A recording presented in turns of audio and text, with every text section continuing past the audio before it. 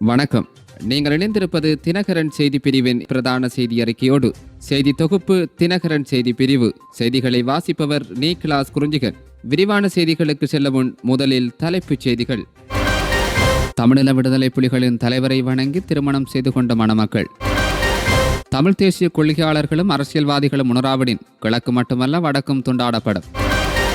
விடுதலை புலிகளின் ஆட்சியில் உறுதிப்படுத்தப்பட்ட பெண்களின் பாதுகாப்பு சர்வதேச அரங்கில் எடுத்துரைத்த ஈழத் தமிழச்சி.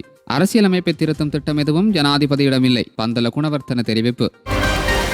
ஆரியகுளம் பகுதியில் மாநகர சபையின் அனுமதியின்றி கட்டப்பட்ட விசா கோடுகள். இனி தொடர்பான விரிவான செய்திகள்.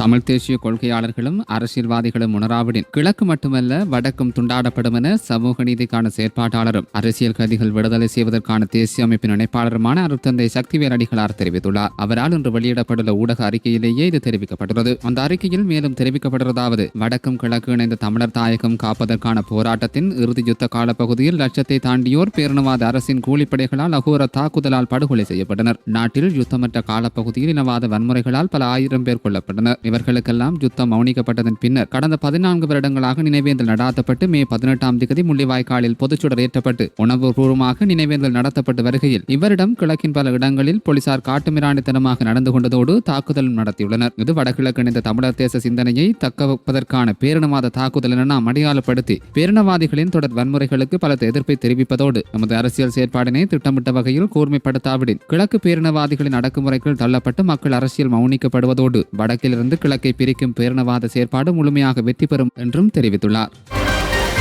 மட்டக்களப்பு மாவட்டம் குருமன்வெளி கிராமத்தைச் சேர்ந்த விவசாயி ஒருவர் நட்டாஈடாக பெற்றுக்கொண்ட 2 லட்சம் ரூபாய் பணத்தை அரசு உத்தியோகத்தர் தனது வங்கிக் கணக்குக்கு பெற்றுள்ளதாக கவலை வெளியிட்டுள்ளார். இவ்விடயம் குறித்து அவர் நேற்று குருமன்வெளியில் உள்ள அவரது இல்லத்தில் வைத்து ஊடகங்களுக்கு கருத்து தெரிவித்துள்ளார். இதன்போது அவர் மேலும் தெரிவிக்கையில், மட்டக்களப்பு மாவட்டம் வெள்ளாவளி கமநல கேந்திர நிலையத்திற்குட்பட்ட ஒட்டடி முன்மாரி கட்டணத்தில் நான் குத்தகைக்கு பெற்ற 3 அரை ஏக்கர் வயலில் வேளாண்மை செய்கையில் ஈடுபட்டு வருகிறேன். இந்நிலையில் 2023ஆம் ஆண்டுக்கான பெரும்போக வேளாண்மை செய்கை மிகவும் பாதிக்கப்பட்டிருந்தது. அதற்காக அரசாங்கத்தினால் வழங்கப்பட்ட நட்டஈடுகளை பெற்றுக்கொள்வதற்கு வெள்ளாவளி கமநல கேந்திர நிலையத்தினூடாக நான் விண்ணப்பித்திருந்தேன். எனக்கு எந்த நட்டஈடும் தொகை கிடைக்கவில்லை. ஆனால் நான் வேளாண்மை செய்கையில் மேற்கொண்டிருக்கும் வயற்காணிக்குரிய நட்டஈட்டு தொகையை அதே கமநல திணைக்களத்தின் மண்டோர் கமநல கேந்திர நிலையத்தில் கடமையாற்றும் அரசு உத்தியோகத்தர் ஒருவர் அவருடைய சொந்த வங்கிக் கணக்குக்கு உரை மானியத்திற்கு பணம் 21,000 ரூபாயை பெற்றுள்ளதோடு நட்டஈட்டுக்குரிய பணத்தை பெறுவதற்கு விண்ணப்பித்துள்ளார் என்பதை பின்னர் கண்டுகொண்டேன். ஒரு விவசாயிக்கு வழங்கப்பட வேண்டிய நட்டஈட்டு தொகையை அதே திணைக்களத்தில் கடமையாற்றும் ஒருவர் பெற்றுக் கொண்டுள்ளமையானது அப்பட்டமான மோசடியாகும். இவ்விடயம் குறித்து நான் எழுத்து மூலம் அப்பகுதி பெரும்போக்கு உத்தியோகத்தர்களுக்கு அறிவித்ததற்கு இணங்கி என்னை விசாரணை கலத்தார்கள். 2 தடவைகள் நான் சென்றிருந்த போது என்னை ஏமாற்றினார்கள். பின்னர் மட்டக்களப்பு மாவட்ட கமநல அபிவிருத்தி உதவி ஆணையாளரிடம் நேரில் சென்று முறைப்பாடு தெரிவித்திருந்தேன். அதன் பின்னர் தான் சம்பந்தப்பட்ட அரசு உத்தியோகத்தர்களையும் என்னையும் நேரில் அழைத்து விசாரணைகளை முன்னெடுத்திருந்தார்கள். அப்போது சம்பந்தப்பட்ட அரசு உத்தியோகத்தர் எனக்கு வர வேண்டிய பணத்தை அவர் பெற்றுக்கொண்டதாக ஒப்புக்கொண்டார். ஒரு விவசாயியின் பணத்தை இவ்வாறு மிகவும் சூட்சமமான முறையில் அதே திணைக்களத்தில் கடமையாற்றும் உத்தியோகத்தர் பெற்றுள்ளமையானது மிகவும் சட்ட நடவடிக்கைக்கு உட்படுத்த வேண்டிய விடயமாகும் என்றும் அவர் குறிப்பிட்டுள்ளார்.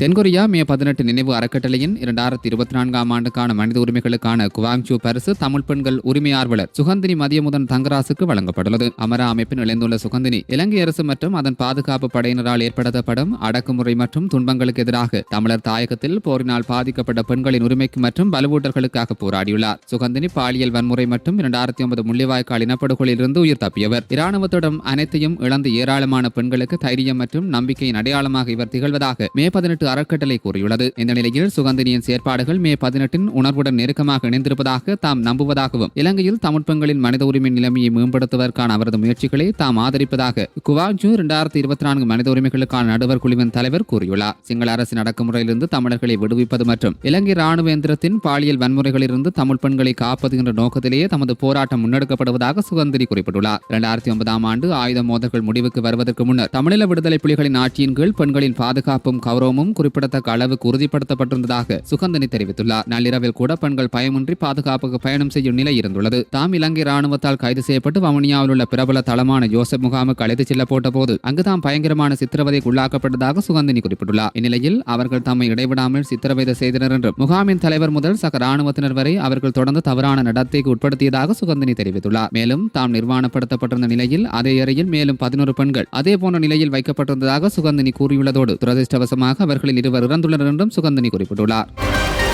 பொது தேர்தலை நடாத்தவோ அரசியலமைப்பை திருத்தும் திட்டம் எதுவும் ஜனாதிபதியிடம் இல்லை என அமைச்சரவை பேச்சாளர் அமைச்சர் பந்துர குணவர்த்தன தெரிவித்துள்ளார். ஜனாதிபதி தேர்தலுக்கு முன்னர் திடீர் பொது தேர்தல் நடத்தப்படும் என கடந்த வாரம் பல்வேறு தரப்பினர் வெளியிட்ட அறிக்கையினால் பங்குச்சந்தையில் கொந்தளிப்பு ஏற்பட்டுள்ளதாக வாராந்த அமைச்சரவை மாநாட்டில் அமைச்சர் தெரிவித்திருந்தார். அரசியலமைப்பின் பிரகாரம் ஜனாதிபதி தேர்தல் இவரிடம் நடைபெறும் என ஜனாதிபதி தெளிவாக கூறியதாகவும் அதற்காக வரவு செலவு திட்டத்தில் பணம் ஒதுக்கப்பட்டுள்ளதாகவும் அமைச்சர் சுட்டிக்காட்டியுள்ளார். ஜூன் 15ஆம் தேதிக்குள் நாடாளுமன்றம் கலைக்கப்படும் என ஊடகங்கள் வெளியாகியுள்ளதான வினவிய போது அந்த ஊகங்களின் எந்த அடிப்படையும் இல்லை எனவும் அவ்வாறான விடயம் தொடர்பில் ஜனாதிபதி அமைச்சரவைக்கு அறிவிக்கவில்லை எனவும் பந்துல தெரிவித்துள்ளார். இது சிலரின் கனவு மட்டுமே என்றும் அமைச்சர் மேலும் குறிப்பிட்டுள்ளார். மலேசியாவுக்கு சட்டவிரோதமாக சென்ற 1608 இலங்கையர்கள் மீண்டும் இலங்கைக்கு திருப்பி அனுப்பப்பட்டுள்ளதாக மலேசியாவில் உள்ள இலங்கை உயர்ஸ்தானிகரகம் தெரிவித்துள்ளது. குறித்த விடயம் மலேசியாவில் உள்ள இலங்கை உயர்ஸ்தானிகரத்தினால் விடுத்துள்ள அறிக்கையில் குறிப்பிடப்பட்டுள்ளது. இதன்படி கடந்த மார்ச் மாதம் 1ஆம் தேதியிலிருந்து ஏப்ரல் மாதம் 30ஆம் தேதி வரையிலான 2 மாத காலப்பகுதியில் குறித்த 1608 பேர் இலங்கைக்கு திருப்பி அனுப்பப்பட்டதாக தெரிவிக்கப்பட்டுள்ளது. மலேசிய அரசாங்கத்தின் புலம்பெயர்தோரை திருப்பி அனுப்பும் திட்டத்திற்கு அமைய இந்த செயற்பாடு மேற்கொள்ளப்பட்டுள்ளது. இந்த திருப்பி அனுப்பும் திட்டம் தொடங்குவதற்கு முன் 2024 ஜனவரி 1 முதல் பிப்ரவரி 28 வரை மலேசியாவில் பல்வேறு சிரமங்களுடன் சிக்கி தவித்த 124 சட்டவிரோத குடியேற்றவாசிகளை திருப்பி அனுப்பியது. இதன் மூலம் நாடு திருப்பி அனுப்பப்பட்டவர்களின் எண்ணிக்கை 1732 உயர்ந்துள்ளது. மலேசியாவில் உள்ள இலங்கை பிரஜைகளுக்கு ஆதரவளிப்பதற்கும் அவர்களின் உரிமைகள் மற்றும் நலன்களை பாதுகாக்கப்படுவதை உறுதிப்படுத்துவதற்கும் மலேசிய உயர்ஸ்தானிகர் ஆலயம் உறுதி பூண்டுள்ளது. யாழ்ப்பாணம் ஆரியகுளம் பகுதியில் மாநகர சபையின் அனுமதியின்றியே வெசாக் அலங்காரங்களை ராணுவத்தினர் செய்துள்ளதாக மாநகர சபை ஆணையாளர் கிருஷ்ணேந்திரன் குற்றம் சுமத்தியுள்ளார். வெசாக்கினை முன்னிட்டு யாழ்ப்பாண நாகவிகாரைக்கு அருகிலுள்ள ஆரியகுளம் பகுதியில் ராணுவத்தினரால் வெசாக் அலங்காரம் மற்றும் வெளிச்சக்கூடுகள் மின்விளக்கு அலங்காரங்கள் என்பன செய்யப்பட்டுள்ளன. இதற்கான அனுமதிகளவையும் மாநகர சபையுடன் பெறாமல் அடாத்தாக ராணுவத்தினர் செய்துள்ளதாக ஆணையாளர் தெரிவித்துள்ளார். அதேவேளை மாநகர சபை ஆட்சி காலத்தில் ஆரியகுள பகுதியில் எந்தவொரு மதம் சார்ந்த அலங்காரங்களும் அனுமதி வழங்கப்பட மாட்டாது என சபையில் தீர்மானம் எடுக்கப்பட்டுள்ளது. கடந்த சில வருடங்களாக அவை கடைபிடிக்கப்பட்டு வந்த நிலையில் தற்போது மாநகர சபை ஆட்சி இல்லாத விடத்து ராணுவத்தினர் அடாத்தாக விசாக் அலங்காரங்களை செய்துள்ளதாக குற்றம் சுமத்தப்பட்டுள்ளது. இந்தியாவில் உள்ள மாநிலம் ஒன்றில் நடந்த திருமணம் ஒன்று தமிழர்கள் மத்தியில் பெரும் உணர்வலையை ஏற்படுத்தியுள்ளது. இந்த திருமணம் தமிழ்நாட்டில் உள்ள பகுதியொன்றில் நடைபெற்றுள்ளது. குறித்த திருமணத்தில் மணமகனும் மணமகளும் தமிழீழ விடுதலை புலிகளின் தலைவர் மற்றும் அவரது மனைவியை வணங்கி திருமணம் செய்து கொண்ட நிகழ்வு நெகிழ்ச்சியை ஏற்படுத்தியுள்ளது. வடக்கு மாகாண மட்டத்தில் நடைபெற்ற ஜூடோ போட்டியில் முதலிடம் பெற்று முல்லைத்தீவு மாவட்டத்துக்கு பெருமை சேர்த்துள்ளார் அசோக்குமார் திருக்குமரன். சாதிக்க துடிக்கும் ஈழத்து இளைஞர்கள் வரிசையில் திருக்குமரனும் சேர்ந்துள்ளார் என்பதோடு விடாமுயற்சியும் சுயமாக போராடி வெல்லும் ஆற்றலும் அவரிடத்தில் அதிகமாக இருப்பதாக முல்லைத்தீவு மாவட்ட விளையாட்டு ஆர்வலர்கள் குறிப்பிட்டுள்ளனர். வளங்கள் குறைந்த முல்லைத்தீவு மாவட்டத்திலிருந்து பயிற்சிகளை பெற்று மாவட்ட மட்ட போட்டிகளில் வெற்றியீட்டி மாகாண மட்ட போட்டிகளில் கலந்து கொண்டு இவர் முதலிடம் பெற்றுள்ளார். மன்னார், முல்லைத்தீவு, கிளிநொச்சி, வவுனியா, யாழ்ப்பாணம் ஆகிய 5 மாவட்டங்களிலிருந்தும் ஜூடோ போட்டியில் வீரர்கள் கலந்து கொண்டுள்ளனர். கடந்த 19ஆம் தேதி முல்லைத்தீவு உலக விளையாட்டரங்கில் நடைபெற்ற மாகாண மட்ட ஜூடோ போட்டிகளில் கலந்து கொண்டே இந்த வெற்றி பெற்றுள்ளதாக திருக்குமரன் உடனான உரையாடலின் போது குறிப்பிட்டிருந்தார். 5 போட்டியாளர்களிடையே நடைபெற்றிருந்த 4 போட்டி தெரிவுகளில் இவர் கலந்து கொண்டுள்ளார். இதில் வடக்கு மாகாண விளையாட்டு திணைக்கள செயலாளர் சதானந்தன், முல்லைத்தீவு மாவட்ட வைத்திய அதிகாரி சுதர்சன் ஆகியோருடன் தேசிய மன்ற ஜூடோ நடுவர்களும் கலந்து கொண்டிருந்தனர் என்பது குறிப்பிடத்தக்கது. இத்துடன் தினகரனின் பிரதான செய்தி அறிக்கை நிறைவடைந்தது. தினமும் முக்கிய செய்திகளை உடனுக்குடன் அறிந்து கொள்ள எம்மோடு இணைந்திருங்கள். மீண்டும் மற்றொரு செய்தியின் வாயிலாக சந்திக்கும் வரை நன்றி, வணக்கம்.